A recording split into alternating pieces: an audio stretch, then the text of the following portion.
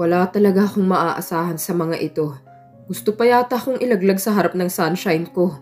Kainis. Kung alam ko lang na nandito din palang Sofia na yon, sa sariling yate ko na lang sana dinala si Veronica. Masosolo ko pa siya doon.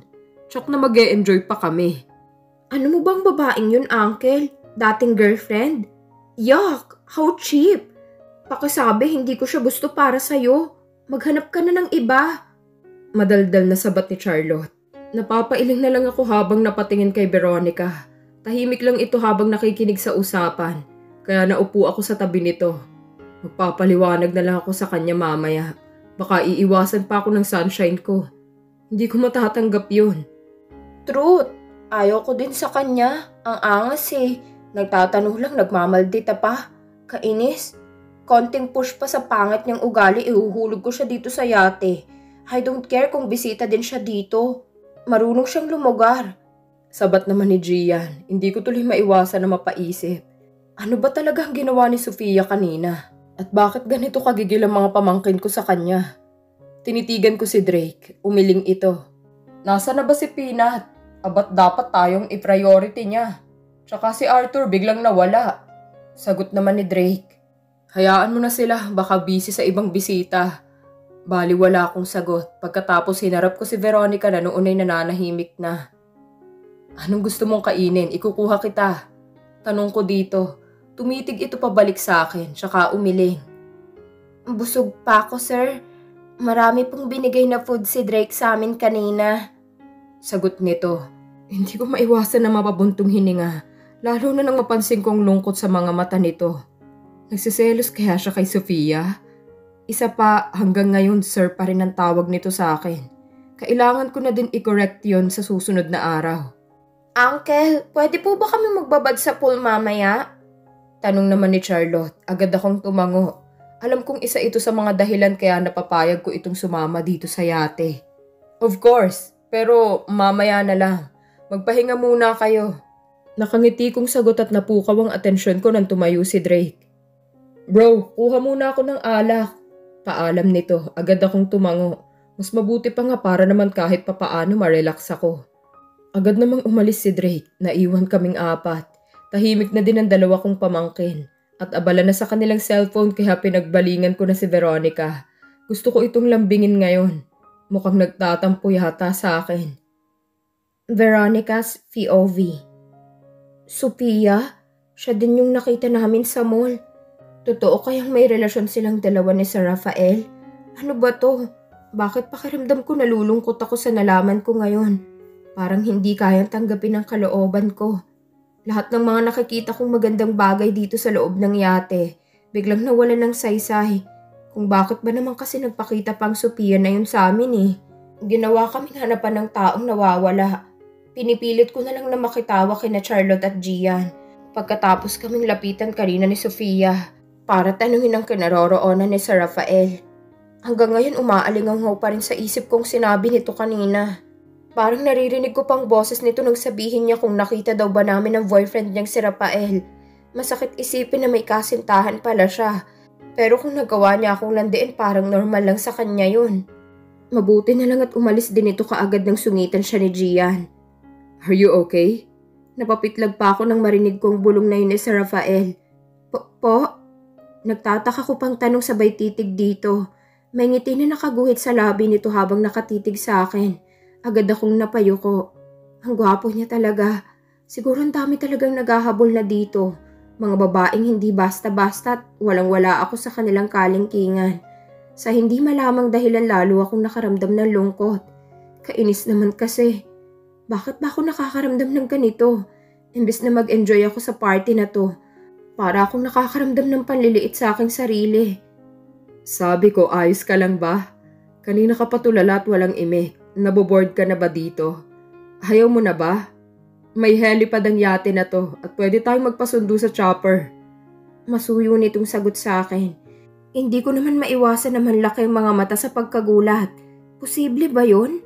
Gaano ba sila kayaman at lahat yata pwede nilang gawin? Naku, ayos lang po ako, sir. Naninibago lang ako sa mga nakikita ko. Sagot ko at nagpakawala ng pilit na ngiti sa labi. Pagkatapos ay napatingin ako sa gawin nila Gian at Charlotte. Na noon ay nakikinig na pala sa usapan namin dalawa ni Sir Rafael. Bigla tuloy akong napahiya. Napansin ko sa mga titig ng dalawa na nagtataka sila kung bakit sobrang close namin sa isa't isa ng kanilang tsuhin. Baka kung anong isipin nila. Gusto mo bang ikutin ang buong yate para malibang ka? Sasamahan kita. Or baka gusto mong magpahinga muna, maraming kwarto dito. Suhestyon nito. Sasagot sana ako nang mapansin kong muling pagdating ng mga kaibigan nito. Si Peanut, Drake at Arthur. Bro, sa VIP Suites tayo. Suhestyon ni Peanut. Parang wala kayatang balak makahalubilo sa mga bisita ko. Much better bro. Gusto ko ng tahimik na kapaligiran. Hindi mo man lang sinabi na may asungot sa buhay ko na nakasama. Sagot naman ni Sir Rafael. Agad na nagtawanan ng mga kaibigan nito. Tinitigan naman sila ng masama ni Sir Rafael. Paano ba yan? Let's go! Para naman alam na ng mga ladies ang kanilang tutulugan mamaya kapag mapagod sila sa party-party. Sagot ni Peanut habang nakatitig kay Charlotte. Napansin ko naman ang pag-ismi ni Charlotte dahil doon. Agad na tumayo si Sir Rafael. Nagulat pa ako nang hawakan ako sa kamay at inalalayan na makatayo. Muli akong nakaramdam ng hiya na napatingin kina Charlotte at Gian. Basta magkasama kami sa iisang silid walang problema. And besides, gusto namin mag-swimming at ayaw namin ng ibang kasama. Demanding na sagot ni Charlotte. Sure, my princess. Pwede mong gawin lahat ng gusto mo as long as huwag mo nang ipaalala sa akin yung tungkol sa skandal ko. Magkakasundo tayo. Sagot ni Peanut. Iningusan lang ito ni Charlotte at nagpatiuna ng maglakad. Agad namang kaming sumunod sa kanila at nagpaiwan naman sila Arthur at Drake. Muli akong namangha sa aming mga nadadaanan. Hindi ko akalain na kaya palang gawin na parang isang bahay ang isang ganito kalaking bangka. Pakiramdam ko wala kami sa gitna ng dagat at patuloy na umaandar kami palayo sa kalupaan. Wala pa akong ideya kung saan ba talaga ang punta namin at kailan kami babalik sa kalupaan. Basta ang sabi ni Charlotte kanina, bukas pa daw kami babalik ng Maynila. Kulay ginto ang aking mga nakikita. Ang yaman din pala ni Peanut. Pwede na siyang tumira dito habang iniikot ang buong Pilipinas. Ito yung VIP Suite number 3. Kasya na kayo dito, ladies. Pwede niyong gawin ang lahat ng gusto niyo. May banyo at jacuzzi na din, kaya mag-e-enjoy kayo. Kung nagugutom naman kayo, huwag kayong mahiya na pumunta ng indoor dining. Continuous ang serving ng mga foods at pwede kayong mag-request sa mga staff ng mga pagkain na gusto niyong kainin. Wika ni Peanut, sabay-sabay na kami nagsitanguan. Safe ba sila dito? Siguraduhin mo lang na walang maliligaw na lasing na mga bisita mo dito, ha? Diskumpyadong wika ni Sir Rafael. Of course bro, don't worry. Marami akong security sa lugar na to at hindi mangyayaring iniisip mo. Dahil ako mismo magpapatalsik sa mga bastos na bisita. Sagot ni Peanut. Agad naman akong binalingan ni Sir Rafael. Ayos na ba kayo dito? Kapag may kailangan ka, tawagan mo ako ha. Nasa promenade deck lang kami. Pwede mo din akong puntahan doon anytime. Sa ngayon magpahinga muna kayo. Nakangiti nitong wika sa akin. Nahihiya naman akong agad na tumango. Agad naman silang lumabas ng suite namin. Naiwang kaming tatlo na noon ay kanya-kanyang pwesto sa higaan. Grabe, ang yaman pala ng Peanut na yun, no? Akalain mo nakabili siya ng ganito kabonggang yate. And take note, pinagamit niya tong VIP suite. Ibig sabihin sa dami ng bisita dito tayong pinaka-importante sa lahat. Nakangiting wika ni Gian at agad na nahiga sa kama. Malaki ang kama, kahit siguro 7 katao kasya dito. May sopa at mga tables din akong nakikita. Sa kaliwang bahagi isang nakasarang pintuan. Kaya naman nilapitan ko yun at binuksan at agad akong namangha sa aking nakita. Isang malaking banyo. May bathtub at jacuzzi. Mas malaki pa yata sa bahay namin sa probinsyang banyo na ito. Naramdaman ko na lang ang paglapit sa akin ng dalawa at agad silang napawaw. Bongga palang manina yun. Talagang hindi tinipid sa amenities ng yate niya. Luxury yacht at puro bagong nasa loob. Di hamak na mas maganda kaysa sa yate namin. Wika ni Charlotte. Well, mukha naman siyang mabait. Kahit nakitang-kita ko na nainsulto siya sa sinabi mo kanina, Charlotte. Nakuha niya pa din na magpakakasual sa harap natin. Sabat ni Gian, muli kami naglakad patungong sofa. Bago ako naupoy muli kong narinig na nagsalita si Gian. Veronica, I wonder, don't get me wrong ha, but nagtataka lang talaga ako. I mean, kaming dalawa ni Charlotte. May something ba sa inyo ni Uncle? I mean, kanina pa namin napapansin ni Charlotte, iba kasi ang mga titig na pinapakawalan ni Uncle sa'yo eh. Parang may something. Nakangiti nitong wika. Bigla naman akong nakaramdam ng kakaibang hiya. Ha? Naku, hindi ko din alam. Siguro sadyang mabait lang siya at concerned sa akin. Lalo na't alam niyang first time ko sa mga ganitong event. Sagot ko habang inililihis ang tingin. Hindi ko kayang makipagtitigan sa kanila. Napansin nga nila kung gaano kasweet sa akin si Sir Rafael kanina. Lagot na ako. Baka mamaya malaman pa ito ng kanilang mga magulang at kung ano pang isipin nila sa akin. Lapit kasi ng lapit sa akin si Sir Rafael eh. Ang hirap niyang iwasan.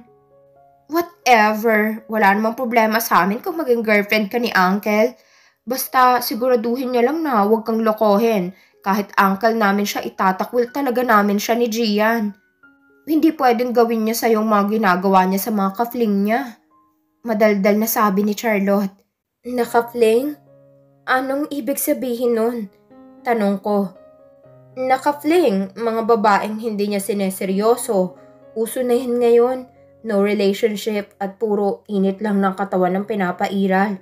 Kapag magkasawaan na, goodbye na at maghahanap na naman ng ibang magiging kapareha. Sagot ni Gian.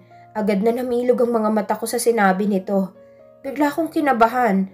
Pakiramdam ko kasi yun ang ginagawa sa akin ni Sir Rafael ngayon. Ilang beses na din niya akong... Yup, ewan ko ba sa mga playboy na yan, hindi makontento sa iisang babae. Kaya ang ganyang mga lalaki red flag sa akin. Kahit gaano pa sila kapopogi at kayayaman, wala na silang appeal sa akin. Kaya mag-ingat ka, Veronica. Dapat maging mapanuri ka.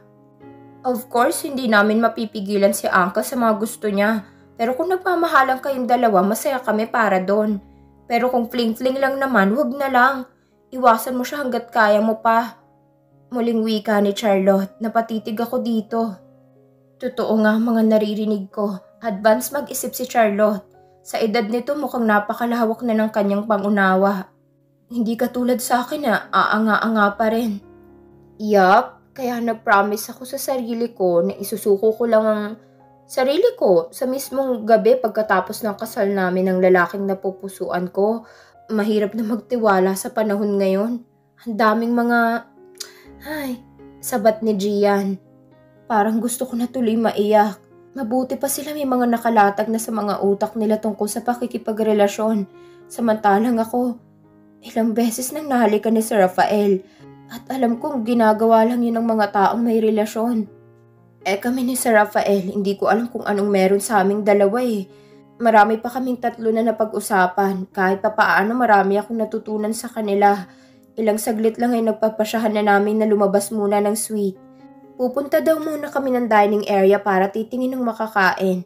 Pagkatapos aakyat kami sa roof deck para magpaantok. Pagdating namin ng dining room, ay agad na bumungad sa amin ng mangilan-ngilan na bisita. Agad kaming kumuha ng pinggan at pumunta sa buffet para pumili ng pwedeng kainin. Maraming pagkain na nakahanda. Mukhang masasarap naman pero hindi ko alam kung anong mga pangalan. Kumuha lang ako ng sakto lang sa dami ng pagkain. Yung kaya kong ubusin at sabay na kami naglakad patungo sa isang bakanting lamesa. Masaya kaming kumakain habang abala na nag-uusap sa kung ano-anong bagay. Pagkatapos kumain ay agad kami nag-ikot-ikot. Tahimik ang ibang bahagi ng yate. Hindi naman siguro ganoon kadami ang bisita ni Peanut. Nasaan kaya si Uncle? Narinig ko pang wika ni Charlotte. Nasa promenade deck. Sakto doon na lang tayo pupunta. Ang alam ko doon din makikita ang Sky Lounge. Pinakamataas na part ng yate at pwede tayo lumanghap ng sariwang hangin. Excited na sagot ni Gian. Ilang hagdan din ang aming inakyat bago nakarating doon. Pagkadating namin sa pinakatuktok ay agad kong narinig ang mga nagkakasayahang boses. Agad kong inilibot ang tingin sa paligid at nakita ang nagkakasayahan na sila Sir Rafael at ang mga kaibigan nito. May mangilan-ngilang ibang tao kaming nakikita. May mga kababaihan at kalalakihan na hindi nalalayo sa edad nila Sir Rafael. OMG! Nakita niyo ba ang nakakita ko? May kasamang mga babae sila, Uncle. At ang mga kaibigan niya. Mahinang wika ni Gian. Agad akong napatitig sa kinaroroonan nila sa Rafael. Tama nga si Gian. May mga kasama silang babae at halos kumandong ng iba sa mga kaibigan ni Sir Rafael. Yak! Ang lalaswa nila. Mabibinyagan pa yata ang inosente kong mga mata sa nakikita ko ngayon. Narinig kong wika ni Charlotte habang titig na titig sa magkakaibigan na nagiinuman. Oo nga, mga playboy talaga. Hindi nabubuhay kapag walang babae sa paligid. Kaya pala pinaalis tayo at dinala sa suite para hindi natin masaksihan ng mga balak nilang gawin dito sa yate. Sabat naman ni Gian. Mahina akong napabuntong hininga. Agad akong nakaramdam ng kakaiba sa puso ko. Lalo na nang mapansin ko na magkatabi sa iisang upuan sila sa Rafael at Sofia. Baka may balikan na nangyayari sa pagitan ng dalawa. Sa bagay, ang ganda at nice naman kasi talaga ng Sofia na yon. Tsak na maaakit kahit na sinong lalaki na makakakita sa kanya ngayon sa itsura niya. Saan na tayo ngayon pupunta? Ayokong makihalubilo sa kanila. Ayokong panoorin ang kalaswaan nila. Nakakairita. Narinig kong wika ni Charlotte habang nakatingin sa akin. Nahihiya naman akong napaiwas ng tingin dito. Ayokong mapansin itong nararamdaman kong lungkot ngayon. Siguro balik na lang tayo sa suite natin. Doon na lang tayo. Malungkot kong sagot. Parang gusto kong magkulong na lang sa kwarto para hindi ko na makita pa si Sir Rafael na may kasamang iba. Baka hindi ko mapigilan ang sarili ko at maiyak ako. Nakakahiya kina Charlotte at Gian kung nagkataon. Hindi ko na kaya pang tagalan ang nakikita ko. Konting-konti na lang talaga tutulo ng luha sa aking mga mata. Dapat talaga iiwasan ko ng paglalandi sa akin ni Sir Rafael Para kahit makita ko na may kasama siyang iba, hindi ako masasaktan ng ganito.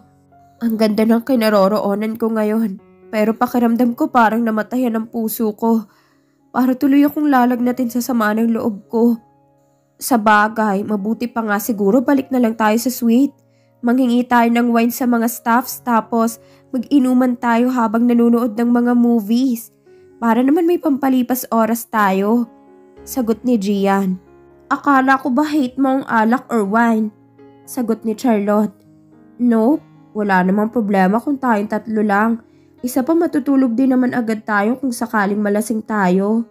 Nakangiting sagot ni Gian. Agad namang napatango si Charlotte at sabay-sabay na kaming naglakad paalis sa lugar.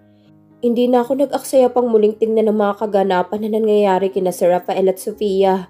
Baka lalo lang madurog ang puso ko sa sama ng loob na nararamdaman. Hi! Baka gusto nyo mag-join sa amin. Bago kami nakababa ng hagdan, narinig namin ang isang tao na biglang nagsalita. Sabay-sabay kaming napalingon sa kanila. Isang babae at 3 lalaki. Kung titingnan, mas matanda lang sila ng ilang taon sa aming dalawa ni Gian. Agad na napangiti si Charlotte nang pagkatapos silang titigan. Looks familiar. Parang nakita ko na kayo somewhere. Or in television. Endorser? Tanong ni Charlotte habang nagpapalipat-lipat ang tingin sa kaharap. Agad silang napatango. Wow, hindi ko akalain na may mga celebrities pala tayong kasama sa yate na to. Sagot nito. Naimbitahan lang din kami ni Peanut. Kasamahan namin siya sa industriya kaya hindi na kami nagpatumpik-tumpik pang sumama. By the way, ako nga pala si Lucas. Sila naman si Antoinette, Bryle at Alan. Join na kayo sa amin para mas masaya. Nakangiti nitong wika sabay lahad ng kamay. Ako naman si Charlotte. Pinsan ko si Gian at Veronica. Nice to meet you guys. Pabalik na sana kami ng suite namin. Nakangiting sagot ni Charlotte at isa-isang nakipagkamay sa mga bagong kakilala. Ganoon din ang ginawa namin dalawa ni Gian. Nice names. Happy to meet you, ladies. Sagot naman ni Bryle. Wow, ang galing lang. May friends na agad tayo. San tayo ngayon? Sabat naman ni Gian. Sa sundeck tayo. Teka, umiinom ba kayo ng kahit wine? Sagot ni Antoinette. Yup, but in moderation and don't forget may kasama tayong minor dito. Kayo ba? Sagot ni Gian sabay tingin kay Charlotte. Yup, in moderation lang din. Besides, wine lang naman, hindi naman nakakalasing yun. Kaunting kwentuhan para naman kahit papano malibang tayo. Sagot ni Antoinette. Shoot! Magkakasundo tayo nito. Mahaba pang gabi at dapat i-enjoy natin ang bawat oras na magkakasama tayo. Sagot ni Alan, nagkatawanan naman kami at sabay-sabay na naglakad papuntang sandek. Agad na sumalubong sa amin ang mabining hampas ng hangin. Mula sa kinaroroonan namin ay kitang-kita kong mga nagkikislapang bituin sa langit. Halatang malayo na kami sa kalupaan dahil wala na kaming nakikita pa na kahit na anong ilaw sa paligid namin. Napakaganda ng gabi, kaya naman hindi ko maiwasan na mapangiti. Pakiramdam ko bigla ko nakalimutan ang sama ng loob na nararamdaman ko kani-kanina lang. Mas mabuti na siguro na may mga bago kaming kaibigan na nakilala para naman malibang kami. Kesa naman bumalik kami ng kwarto at baka kung ano pang maisip ko. Isa pa, gusto kong umiwas sa mga tanong na ibabato sa akin mamaya nila Gian at Charlotte tungkol sa kung anong meron sa amin ni Sir Rafael. Paano nga pala kayo napasama sa party na to? Parang ngayon lang namin kayo nakita. Matagal niyo na bang kilala ang celebrant? Agad na tanong sa amin ni Antoinette nang makaupo na kami. Ang mga kalalakihan naman ay sandaling umalis para kumuha ng maiinom at makakain namin habang nagkwekwentuhan kami. Actually, hindi naman talaga namin friend ang celebrant. Friend siya ng uncle namin. Sagot ni Gian. Talaga? Sino sa kanila? I mean, mukha kasi kayong mayayaman, kaya tsak na malapit din kay Peanut ang taong yon. Tanong ni Antoinette. Si Uncle Rafael Villarin, sagot ni Charlotte. What? OMG, don't tell me na apo kayo ng billionaire na si Gio Villarin. Tanong ni Antoinette habang namimilog ang mga matang nakatitig sa amin. Agad namang tumango si Gian. Yup, hindi ko akalain na kilala mo pala ang mga Villarins. Sagot ni Gian. OMG, hindi talaga kami nagkamali sa pag-approach sa inyo. Hindi ko akalain na makakausap namin ang mga apo ng mga Villarin. Kumusta kayo? Siguro ang sarap maging Villarin, lahat ng gusto makukuha. Muling wika nito, sabay na natawa sina Gian at Charlotte. Hindi naman sa ganon, hindi naman kami pinalaking spoiled ng mga magulang namin. Sagot ni Gian. Tumawa si Antoinette.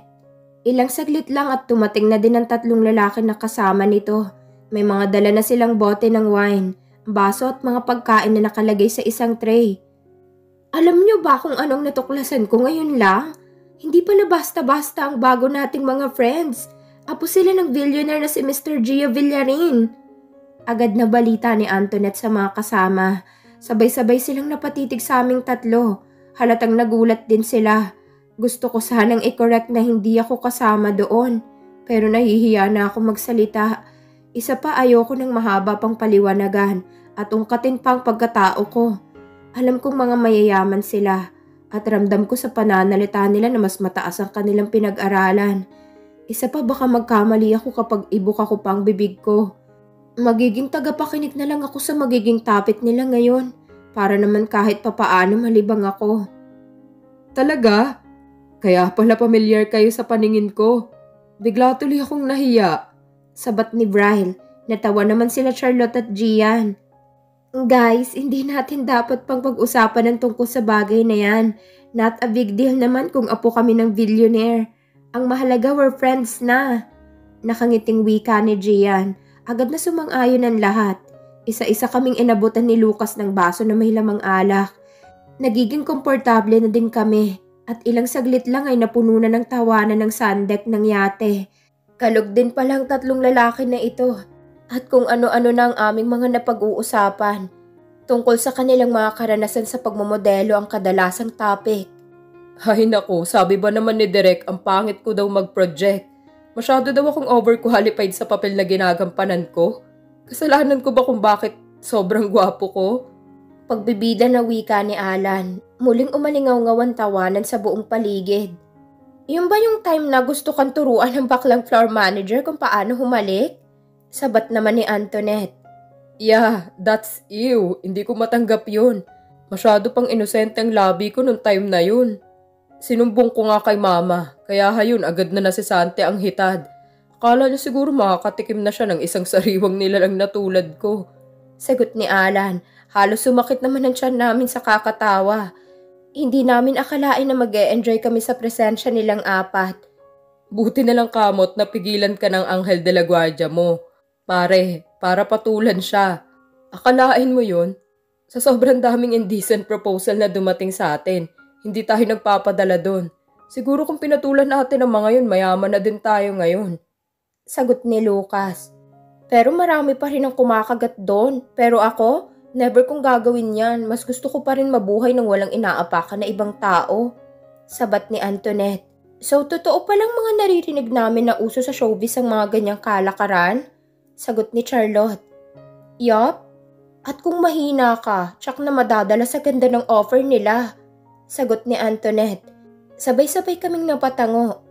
Pero alam nyo, sa ganda nyong yan, pwede din kayong mag-artista. Kung sakaling may offer na dumating sa'yo, willing kaya mga bilyarin na payagan kayo? Sagot ni Alan. Agad na umiling si Gian.